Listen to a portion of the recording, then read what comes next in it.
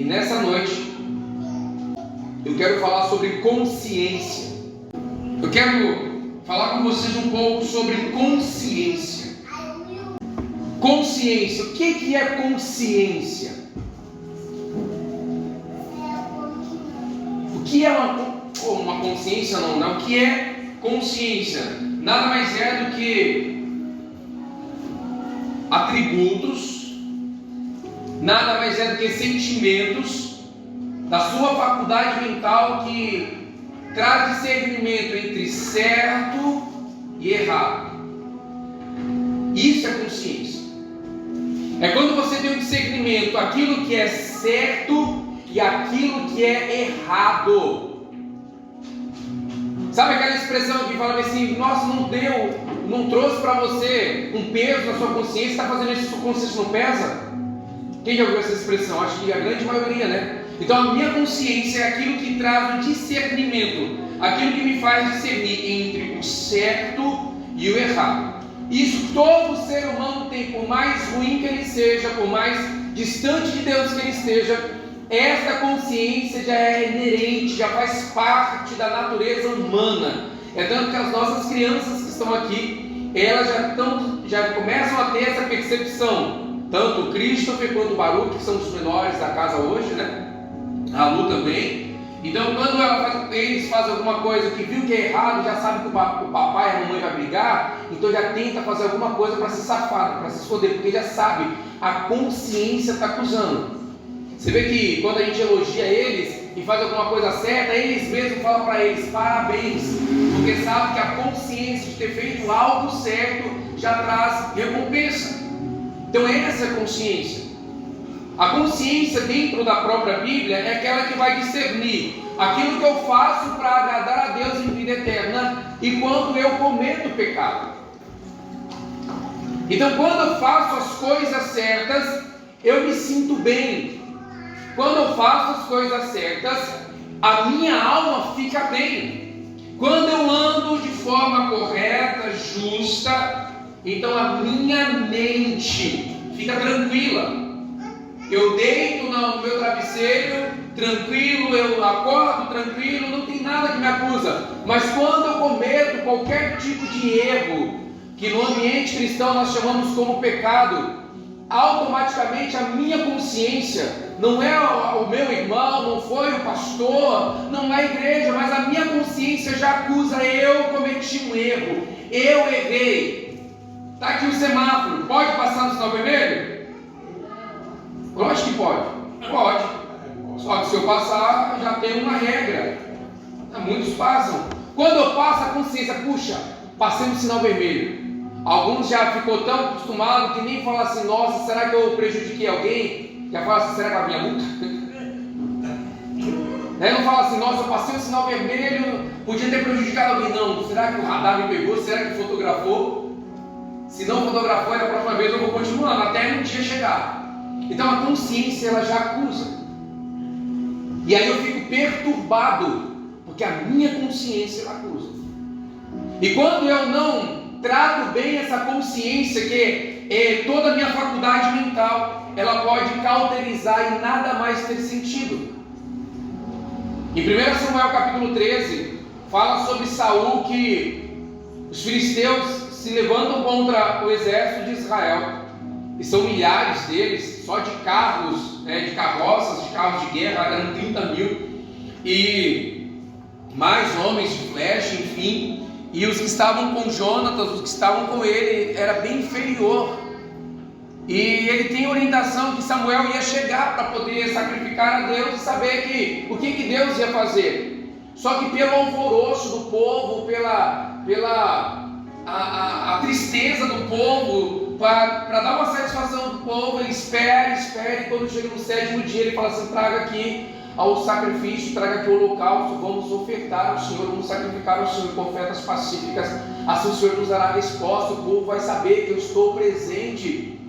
Quando ele faz tudo aquilo que não era para ele fazer, chega Samuel, e Samuel adverte ele que o que ele fez foi mal, e ele, ao invés de se arrepender dos seus pecados, ele se justifica. E foi ali que foi quebrado o reino dele. Se ele se arrepende, com certeza o reinado dele continuaria, porque Deus sabe que nós iremos pecar, Deus sabe que nós iremos errar. A questão não é o erro, é lógico que isso não é desculpa para a gente continuar errando, mas o que faz a diferença é quando eu me levanto, quando eu tenho vontade de aceitar. Eu costumo citar, quando a gente assistia antes Super-Homem, a fraqueza do Super-Homem era Kryptonita, mas a gente, quando era pequeno ali, não queria que o Super-Homem de forma alguma chegasse na Kryptonita, porque essa era a fonte da fraqueza dele. A gente torcia, sai daí. Quando ele saía de perto da Kryptonita, então ele voltava, daí pegava o fôlego, ficava grande, daqui a pouco um jato, muito mais rápido que o jato, chegava na Terra e resolvia todo o problema, e a gente torcia para que isso acontecesse. É o que o céu faz conosco, ele torce para que você se levante com consciência do que é certo e do que é errado. A não atividade da consciência cauteriza ela. Pode me levar agora a fazer algo que não é para fazer e deixar de fazer aquilo que eu tenho que fazer. Consciência. Consciência. Isso aqui está mais amplo, hein? Consciência. É o que você tem, é o que eu tenho, para o louvor e para a glória do Senhor. E nós precisamos construir isso em nós. Nós precisamos construir uma consciência do que eu sou em Deus. Quando eu construo uma consciência baseada no Espírito Santo, então ele agora torna-se o meu guia. Muitas vezes eu não preciso saber da rota, mas eu tenho necessidade de um guia. Quando eu coloco no GPS, qualquer lugar ele vai me indicar. Mas talvez eu não conheça a rota. Mas se eu estou com um guia, fica muito mais fácil de chegar. Ontem nós subimos um monte, e aí até a Vitória brincou, né? Pastor, você é o guia? Eu estava explicando tudo o que estava acontecendo lá. Você tem outro tipo de visão.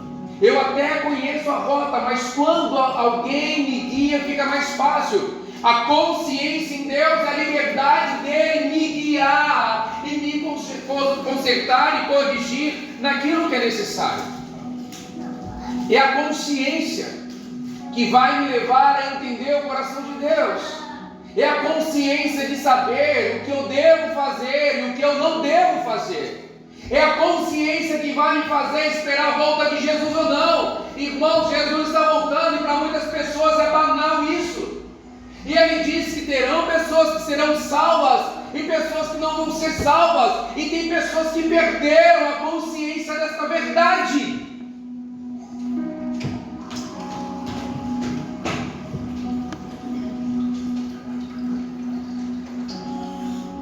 Atos capítulo 7. Eu vou ler Romanos capítulo 1, vai ser o verso-chave, mas em Atos 7, no finalzinho de Atos 6, há um problema na comunidade, e eles reclamam das viúvas e dos órfãos, e aí os apóstolos pedem para que seja levantado no meio deles homens capacitados, cheios do Espírito Santo, que pudessem agora organizar essa necessidade da igreja. E aí é constituído os diáconos. E um desses diáconos, o nome dele é Estevão. E Atos 7 vai falar muito bem sobre ele. E o interessante, irmãos, que a Bíblia fala que ele era cheio do Espírito de Deus. A Bíblia vai falar que ele andava em espírito e pregava com sinais e prodígios, de tal forma que os homens, as autoridades, por onde ele passava, ficaram com inveja e chamam ele agora. E levantam uma calúnia contra ele, que ele está fazendo aquilo que não deveria fazer. Todo mundo que anda no Espírito, vive no Espírito e é cheio do Espírito, incomoda o sistema por causa da consciência do que ele é, de quem ele é. E a Bíblia fala que ele vai pregando e levanta uma calúnia no nome dele, e essa calúnia era grave, da mesma forma que fez com Jesus. Ei, se você quer continuar andando após Jesus, você está correndo risco todos os dias.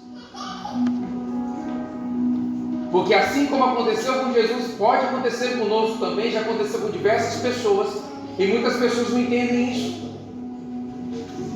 Quando a gente fala, baseado na Bíblia, que nós fomos chamados mais para sofrer do que para usufruir da bênção, parece ser contraditório com a Bíblia. A recompensa da igreja é permanecer na tribulação. A recompensa da igreja, o galardão não é quando eu recebo bênção. O galardão é quando eu permaneço naquilo que Ele me chamou. Você pode receber tudo, você pode comer do melhor da terra, e isso é muito bom. Isso não vai te gerar galardão. Você pode ser fiel ao Senhor e a tua fidelidade abre portas gigantescas. Isso não gera galardão. Porque bênção não te prova fé de permanência. Te prova a recompensa de uma fidelidade. E muitas vezes, pelo receber, eu não consigo dimensionar quando eu recebo uma prova. Por isso que Paulo fala bem assim, olha, eu sei passar por fome, que é o verso de 4:13 de Filipenses. Posso todas as coisas daquele que me fortalece. Mas antes disso ele fala assim, olha, eu sei passar por naufrágio, eu sei passar por fome, eu sei passar por falta, eu posso todas as coisas. E olha aqui no capítulo 9 de Atos, aqui fala que ele foi escolhido como um vaso. Cara, que honra, ele para mim é um vaso escolhido. Ei, Barnabé, não fala nada não. Ele para mim é um vaso escolhido. O que aconteceu com o vaso escolhido? Se a gente olhar na visão, no panorama da Bíblia, só foi desgraça. E quem é Paulo?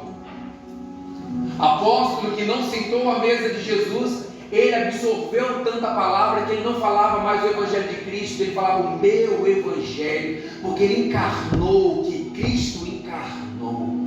Amém. Consciência. E ele vai até o Sinédrio, e a Bíblia fala que quando eles olharam para o rosto de Estevão, o rosto dele brilhava como um rosto de anjo.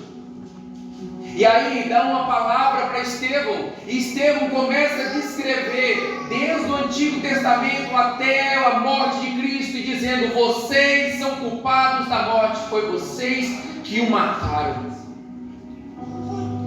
Consciente daquilo que ele carregava, ele começou a proclamar o Evangelho diante do Sinédrio, diante daqueles que conspiraram contra ele, porque quando você conhece a palavra, toda a língua forjada contra você precisa cair, porque contra a palavra de Deus não existe outra verdade que a detenha a não ser ela mesma.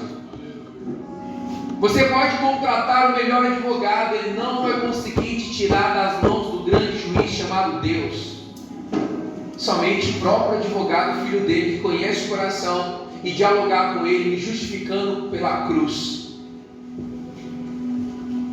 E ele tinha uma consciência tão poderosa que ele não ficou com medo. Ele começou a discursar os nossos pais, os patriarcas, a nuvem, o movimento, a linhagem de Jesus, aquilo que Jesus era. A ponto dele falar, vocês são culpados, vocês são mentirosos, vocês estão fazendo algo que Deus não apoia, Deus não aprova. Eles ficam tão irados e falam bem assim, olha, pega Estevão, leva ele para fora da cidade e apedreja.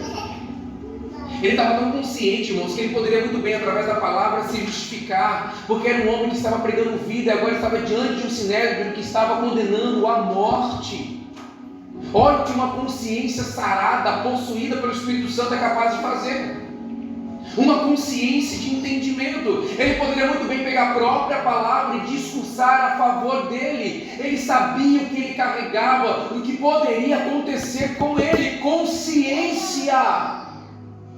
Romanos capítulo 12 fala bem assim, prestai-vos ao Senhor no culto racional, ou apresentai os vossos corpos como sacrifício. Esse é o versículo. Apresentai os vossos corpos como sacrifício vivo e agradável a Deus, que é o vosso culto racional.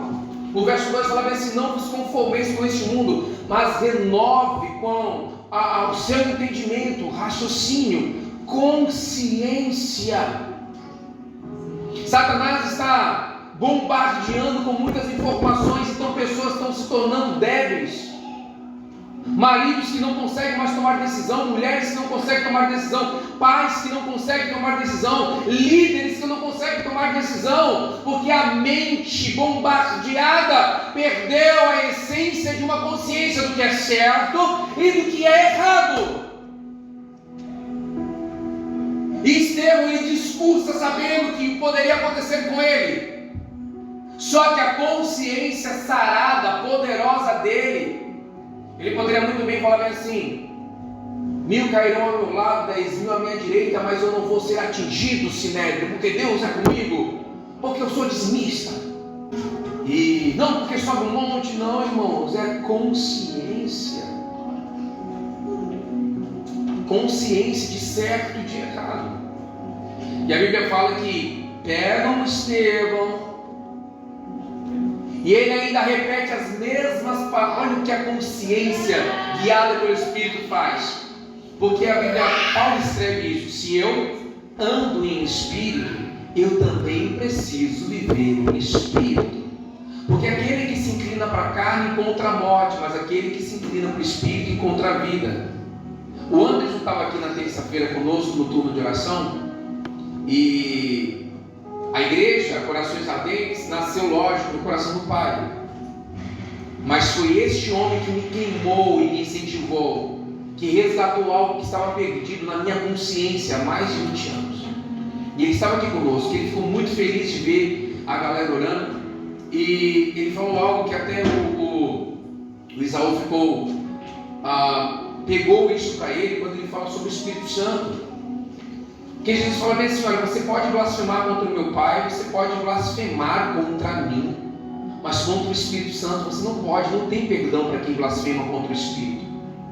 Porque o Espírito de Deus é a manifestação do próprio Deus. Porque talvez eu xingo Deus, como tem muitas pessoas que xingam Deus, rasgam a Bíblia, queimam: você é mentiroso, você não existe, Jesus é uma farsa. Mas não faça com o Espírito, porque é Ele que produz tudo de Deus. E a Bíblia fala que não existe perdão. Então o próprio Jesus precisou do Espírito para fazer o que Ele fez. O próprio Jesus precisou do Espírito para ressuscitá-lo. O próprio Jesus precisou do Espírito para levá-lo até o céu. E Ele falou assim: eu não vou deixar vocês órfãos, eu vou entregar o outro Consolador, que é esse Espírito que está conosco, a consciência. E aí ele tira uma capa dele, deixa ele praticamente seminu, e ele se ajoelha e ele olha, enquanto está sendo apedrejado, ele fala bem assim: Pai, perdoa-lhes, porque eles não sabem o que estão cometendo. A mesma frase que Jesus falou. Irmãos, o cara está sendo apedrejado, morrendo aos pouquinhos. Eu sei que você já tomou uma paulada na canela, eu sei que você já tomou algum tipo de golpe no seu corpo, sei lá, um trupicão, que nem falou lá na Bahia, né? Uma topada que arrancava o tampo do dedo, sei lá, na bicicleta, algum tombo, jogando bola. Você sabe como dói. Agora imagine ali, pedra por pedra, atingindo o seu corpo, atingindo a cabeça, atingindo os olhos, atingindo o nariz, atingindo o ombro. Só que é pedra por pedra. Só para de jogar pedra quando o corpo fica um monturo de pedra. Não é uma pedrinha e matou e foi embora, que nem Davi. Não, você tá uma pedra na fronte dele para ele morrer o mais rápido. Não, é para agonizar mesmo. E ele olha, recebendo aquelas pedras no corpo e dizendo: Pai, perdoa-lhes. Eles não estão sabendo, não sabem o que estão fazendo, porque eu dei um discurso da sua glória e eles ficaram com raiva. Mas Jesus orou por nós: Senhor, eu não peço para tirá-los do mundo, mas eu peço para o Senhor guardá-los, porque eles não pertencem mais ao mundo. Assim como me odiaram, vão odiá-los também. Então guarda-os.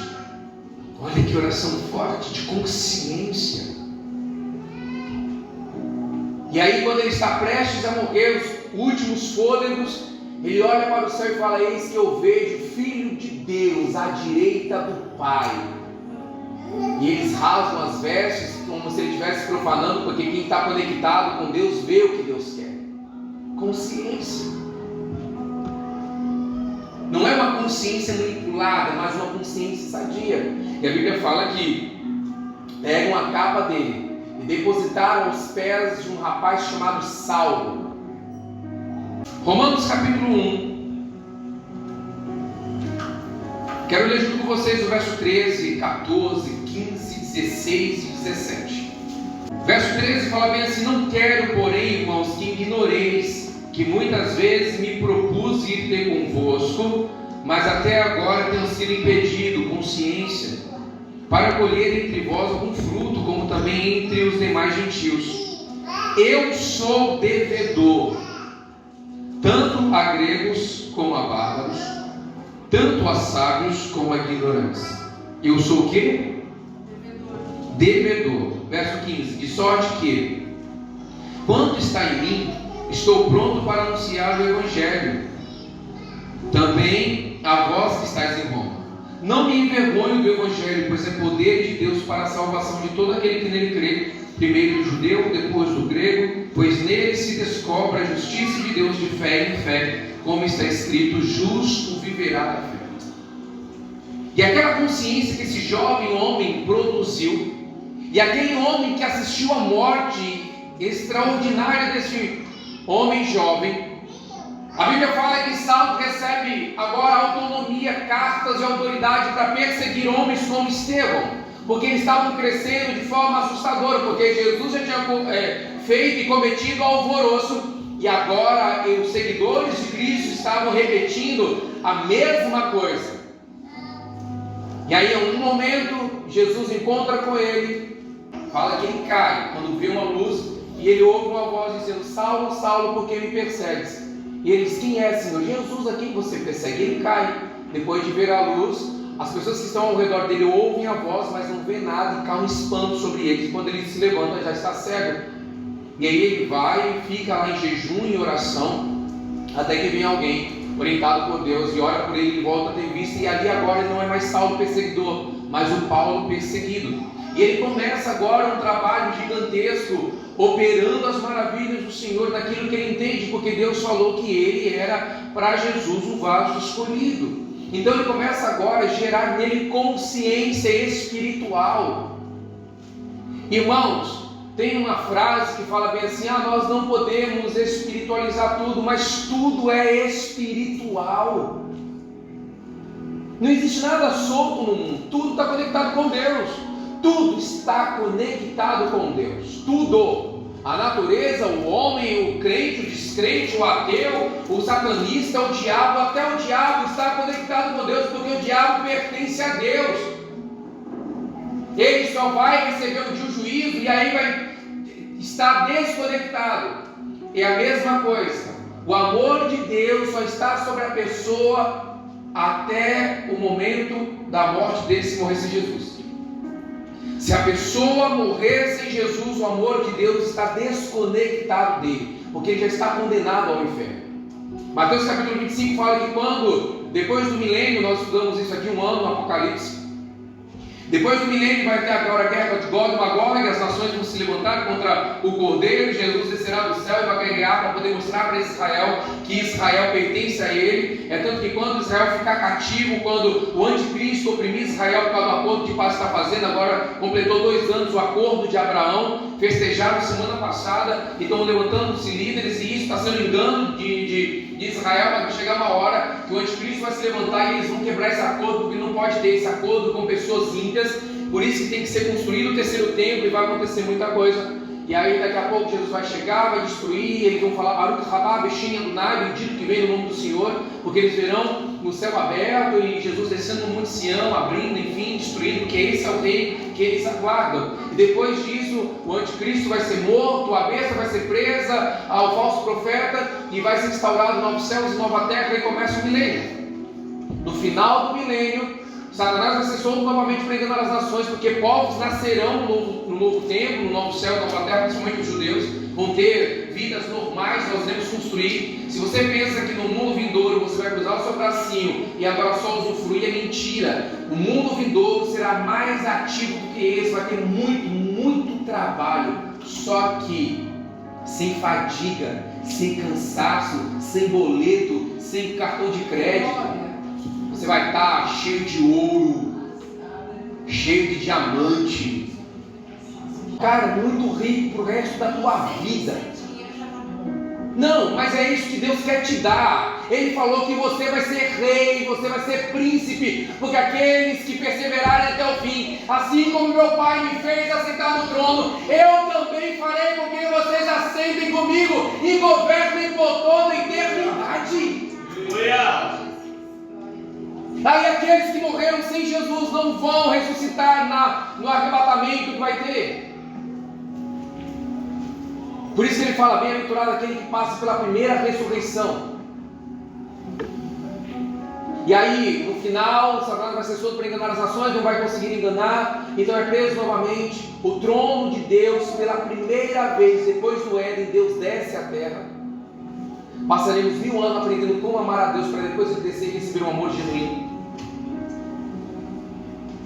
E aí, em Mateus 25 fala bem assim, que Jesus vai ser o pastor que vai separar as ovelhas dos bodes. Vai separar os salvos para o lado direito e os condenados para o lado esquerdo.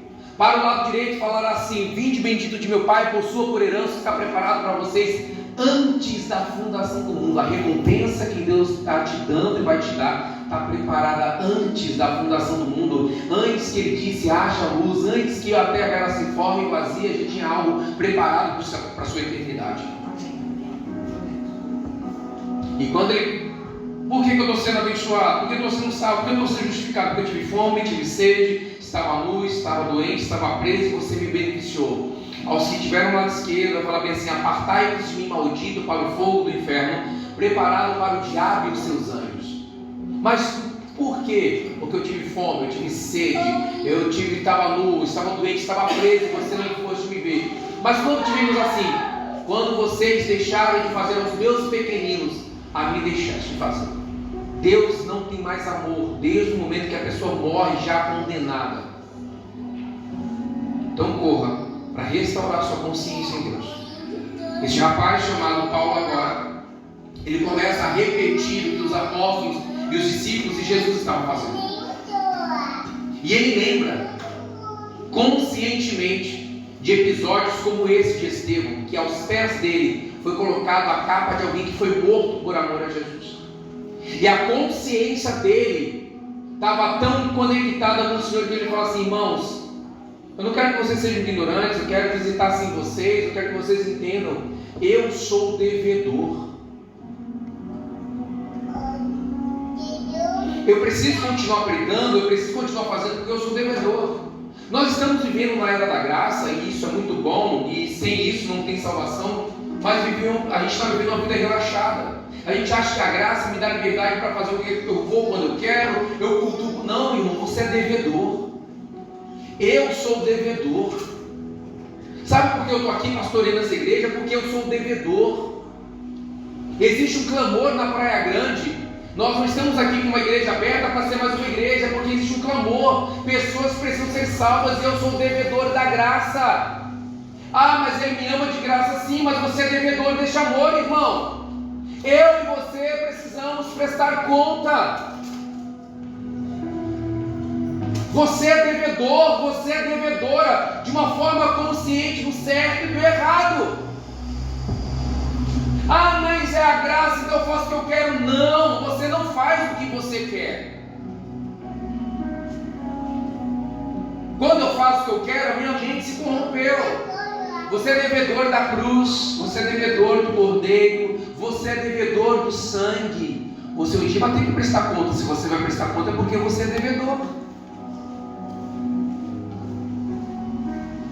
Eu preciso entender. E Paulo fala assim: eu sou devedor. Tem um momento que ele escreve, não ele escreve, né? É o escritor de Hebreus. Ele fala sobre o sacerdote.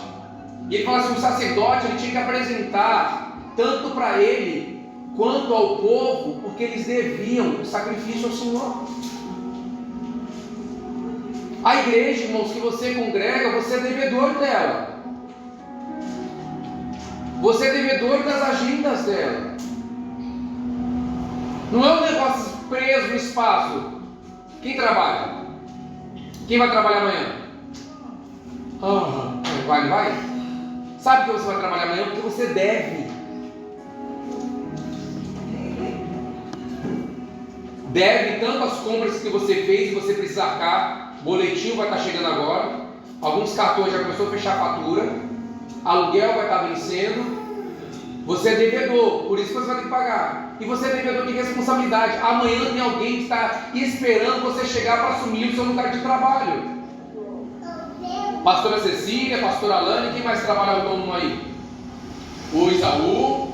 Amanhã tem pessoas, talvez a pastora Alane nem tanto, não sei se a pastora Cecília, que geralmente o salão de segunda não abre, mas né, tem pessoas já agendadas, então você deve o horário para ela, você marcou com ela um horário, você deve.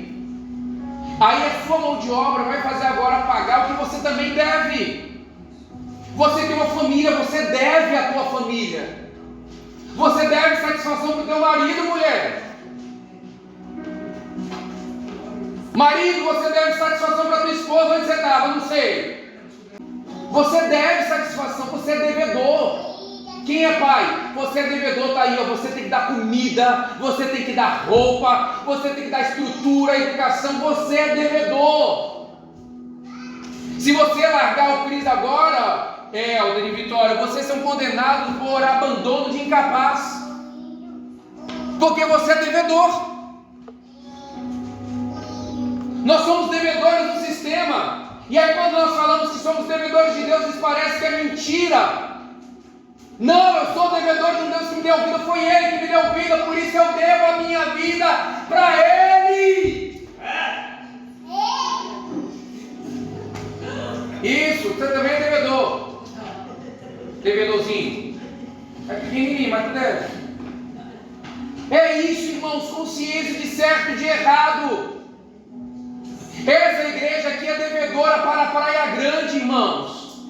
Nós temos um dever com essa sociedade, nós temos um dever com estes vizinhos, nós temos um dever com as crianças.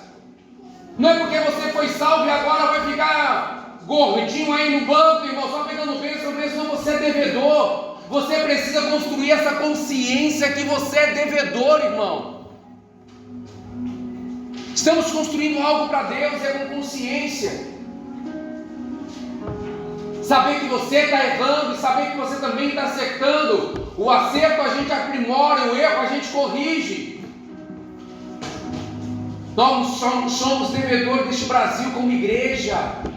Por isso que Paulo falou assim: eu sou devedor de grego, de bárbaro, de judeu, de sábio, de ignorante. Eu preciso, olha o que ele fala: eu não me envergonho do Evangelho, porque é o poder de Deus para a salvação dos homens. Eu sou devedor, eu preciso pregar, eu preciso me manifestar em Deus. Aí, pegando um pouquinho, irmão, mais forte: mas pastor, eu estou cheio de agenda. Problema é teu, irmão. Ah, pastor, a minha vida é muito coisa. Problema é teu, irmão. Eu também, você sabe que eu trabalho, eu também tenho uma agenda. A minha vida não é fácil, é corrida, irmão. E eu preciso estar aqui porque eu sou o devedor. Eu tenho uma responsabilidade, eu sou o devedor de vocês. Eu não posso me dar o luxo de falar assim: hoje eu não vou para a igreja, eu não posso. Sabe, existe crise sim na minha vida, como já houve, mas já foi sanada já. Sabe por que nós temos crise? Por causa da consciência. Amém. Amém. Ele sabe que Jesus está aqui, ele entendeu. Falando, as crianças entendem, irmão. Adulto que fica aí querendo preocupar com as crianças. E ele falou: Adonai Melech Neeman. Meu Deus, Rei é fiel. Isso é amém. Consciência de saber que eu sou devedor. Mas porque um cordeiro morreu no meu lugar e substituiu uma cruz que era minha. Então eu devo a Ele um amor, eu devo a Ele devoção, eu devo a Ele entendimento. Você deve sim, você é obrigado, irmãos, a ler a Bíblia. É o teu dever. Todo mundo tem celular, tem tempo para celular, não tem tempo para a Bíblia, irmão. Você não fale isso para mim que você está com sono, irmão. Eu não aceito isso, eu não vou aceitar, irmão. Você quer o beneplácito de Deus sem estudar a Bíblia? É por isso que Deus não te dá, irmão. Deus só vai dar para aquele que sabe pedir através da Bíblia. Um estudo aqui te orientando a orar. Aí você fala, pastor, eu não sei orar, mas você nem estuda. Oração é estudar também. É dever, irmão. É por isso que muitas vezes olhamos para a igreja e dizemos que a igreja é fraca, parece que está todo mundo doente, por causa da consciência. Se você quiser fazer o que você quer, Deus não pode responder aquilo que a tua necessidade almeja. Deus não é o nosso empregadinho, Ele é rei. Ele é esse aqui, ó, furioso, terrível, rugirá o leão e não temerá. Por isso que Ele é considerado para nós o rei dos animais. Quando o leão ruge, todo mundo sabe que existe um dominador ali. É por isso que ele é chamado de leão da tribo de Judá, porque Judá foi considerado um leãozinho que abate a presa. Como Jesus veio da tribo de Judá, a linhagem de Judá, ele é chamado leão da tribo de Judá, que pisa. Ele não vem mais como cordeirinho. Ele já veio como cordeiro. Ele agora vem como juiz. Consciência.